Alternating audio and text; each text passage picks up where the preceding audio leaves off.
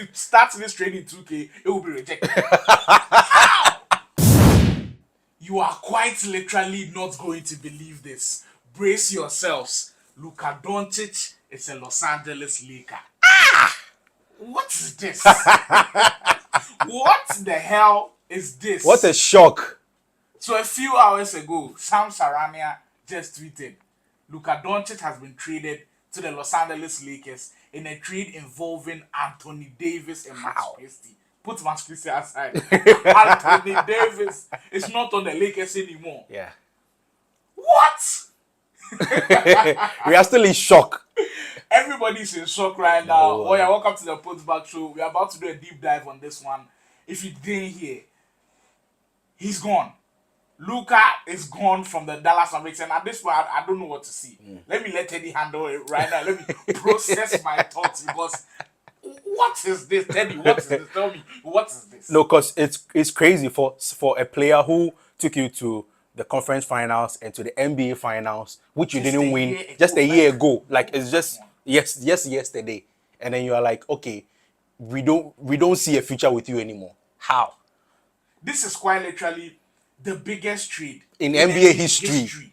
And it can even transcend NBA history in sports history. True. Two players at the peak of their powers, with one being touted as a generational talent, being young, put into good potential good conversations, crazy.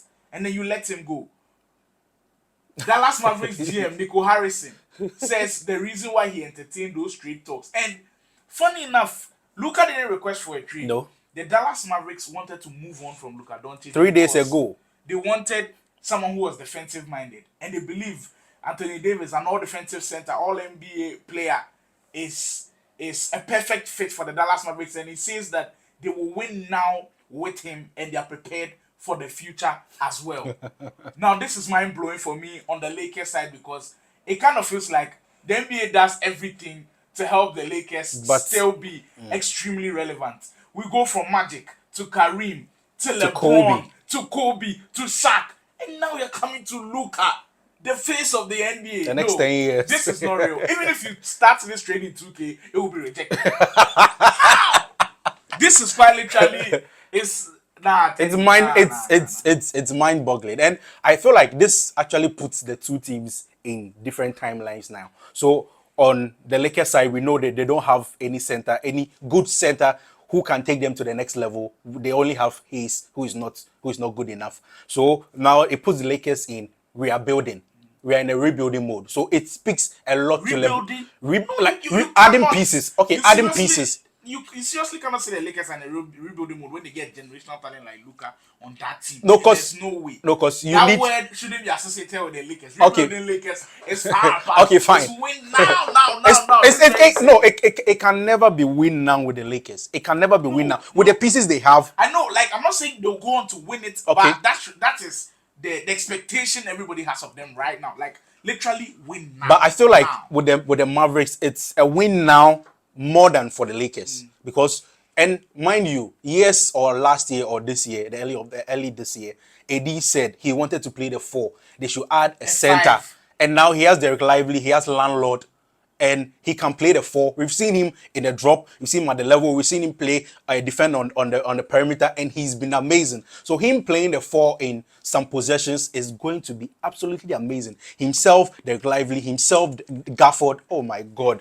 See, I think for Teddy, he's been able to process everything and kind of feel out what it will look like for the Mavs and the Lakers on the court.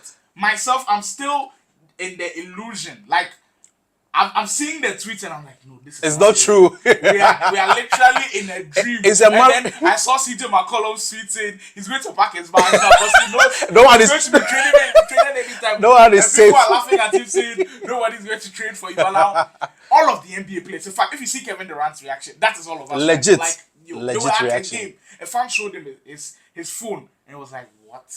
Devin Booker was like, what? You know, this is bigger than when Harden joined the Nets. Like, it's bigger. It's way bigger. It has LeBron to Miami vibes, in my opinion. True. It seriously has LeBron to Miami vibes. In my opinion, this is a big fumble by the Dallas Mavericks. Really? They lost on this trade. Are you sure?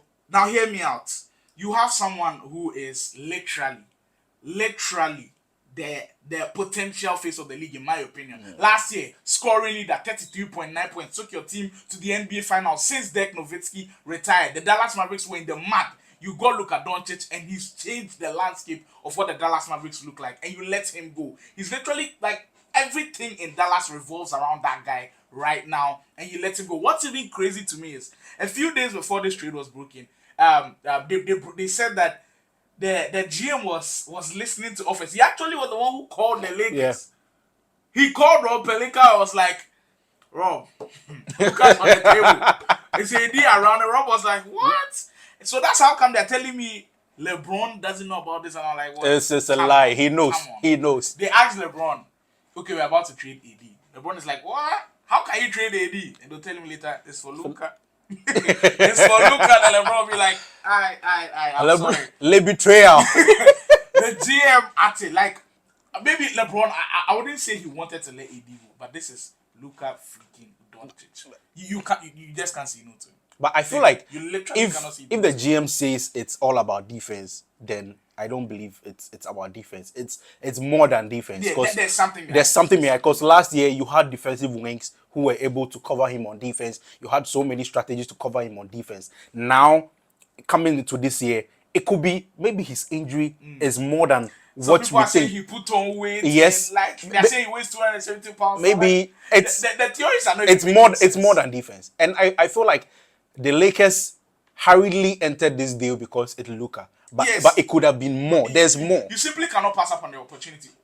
I want you to understand this. If you are not a basketball and NBA fan, what you should understand is if you take all of the best players in the NBA, Luka, if you call all of those teams that the best players are on and say, do you want Luka? All of them say yes. Only a few people, maybe the San Antonio Spurs or Victor. Maybe the Celtics. Because he's that young. Even the Celtics, if they call, they might say yes. No. They might say yes. Please let me know in the comment section. Do the Celtics say yes to this Tatum Luka Doncic trade? You are crazy.